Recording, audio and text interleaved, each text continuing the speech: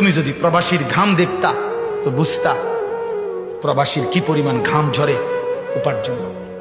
আমি তো দেখছি সৌদি আরবে প্রতিবারই হজ উমরায় গেলে আমি তো প্রবাসীদের রোমে রোমে যাই।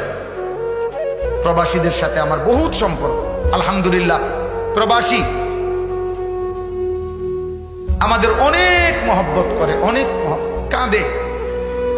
এইবারও হজ্জের সময় এক যুবক আমারে জড়ায় ধরে বলতেছে, হুজুর 16 বছর আজকে বিদেশে আসি, চিৎকার দিয়ে কাঁদছে। ফোলাটা আমারে ধরে কইতেছে, হুজুর আমাকে কিচ্ছু নাই জীবনে, আমাদের কোনো কিছু নাই, আমার লাগে দোয়া করেন।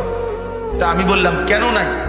কিছু নাই বলতে ওই আমারে বলতেছে, হুজুর এই পর্যন্ত জীবনে 16 বছর যারে যত টাকা দিছি কাউরে খুশি করতে পারি নাই। যতই দিছি হুজুর কয় আরো দিতে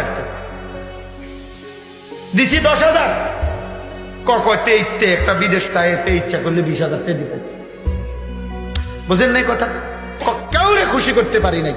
সবাই কথা হইলো এটা, আমি প্রবাসীর কাছে আরো টাকা আছে, আমার সব দিয়ে লাইছি হুজুর, আমি কাউরে খুশি করতে পারি নাই।